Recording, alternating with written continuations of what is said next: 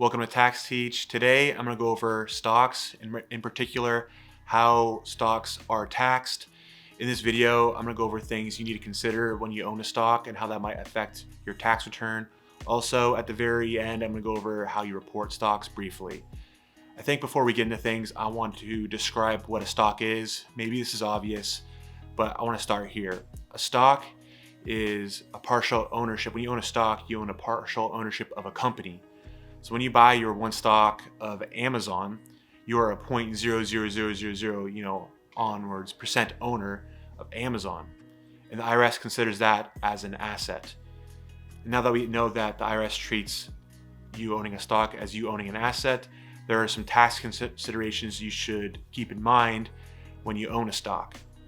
I'm going to go over those considerations you need to have when you own a stock. First thing you need to consider is the holding period of your stock. Holding period means how long you've owned the stock for. And the holding period starts when you buy a stock the day you buy it. The reason why it matters how long you hold the stock for is because depending on how long you own that stock, you might get a different tax rate when you sell the stock. For example, if you hold the stock for over a year, and sell your stock, you'll qualify for long-term capital gains tax rates, which are lower than your normal tax rates. And if you sell your stock when it's a year or less holding period, you have different tax rates. So you have higher tax rates. And you might not know this if you don't have a tax background, and I wanted to give you this information because maybe you're thinking about selling a stock for a gain, a capital gain, and you've held it for less than a year. If you wait until you own that stock for over a year, that can change your tax rate from 10% to 0%, or it could change your tax rate from the highest tax rate to 20%. I'm going to go over in more detail the different percentage rates, but right now you should see a picture of long-term capital gains rates right here versus your short-term capital gains rates that show up here. You can see there's quite a bit of difference between the two. So the first item I wanted to highlight is when you own a stock, consider how long you own the stock for, because when you sell it, there might be some tax considerations. You might be taxed at a different tax rate. The next thing you have to consider is your tax basis and your stock. What that means is when you buy your stock, the cost of that stock is your tax basis. And you need to consider this because in the future, when you eventually sell your stock, you might either sell it for a capital gain or a capital loss. Capital gain is when you sell your stock for more than what you bought it for. Then a capital loss is when you sell your stock for less than what you bought it for.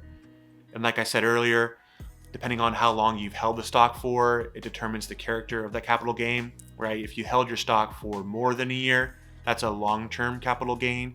But if you held your stock for a year or less, that's a short-term capital gain.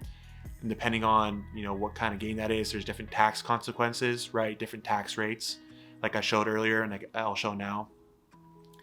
And the thing to note is stocks aren't taxed until you sell them, right? Every year you can see your stock go up in value or go down in value, but that's not taxable until you eventually sell your stock. These are considered unrealized gains or losses. Only when you sell your stock you get that realized loss or gain, and that has to be reported on your tax return and considered if it's taxable. The last thing I want to go over, now that we talked about the holding period of the stock and then also the capital gain or capital loss of a stock, the third thing I want to talk about is a more complex topic, but I think it's something you need to think about at a beginner level, is the concept of netting. What I mean by that is when you have a long-term capital gain and a long-term capital loss, or a short-term capital gain, short-term capital loss, you have to report all those on your tax return, but you're allowed to net them. I'll give you an example here. Let's say you own two stocks, stock A and stock B. Stock A you bought for $2,000 and you sold it for $3,000, right? And you held it for longer than a year.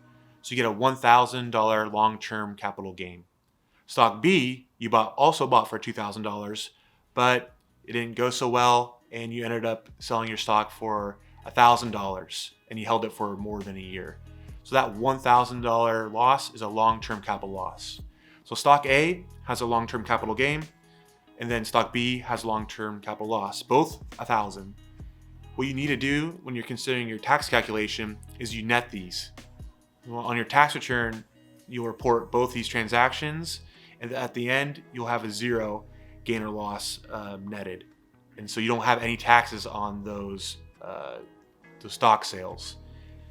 This concept of netting gets pretty complicated when you have short-term capital gains, you have long-term capital gains, and there are ordering rules. But I wanted to make this concept aware for you all at a very beginner level. Just know that you can net your gains and losses. The last thing I want to go over is dividends. When you own a stock, a lot of companies will give you a dividend, which is a partial share of the company's earnings. Because you're the owner, you're entitled to some of these earnings when there is a dividend.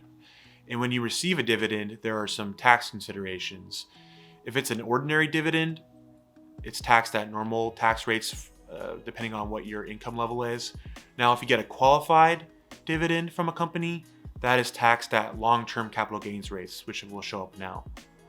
A quick concept I wanted to go over, a little simpler than the other things I went over, but just know that when you receive dividends, those are taxable. Now that we've gone over tax considerations you need to have when you own a stock, I want to talk about how you report a stock sale on your tax return.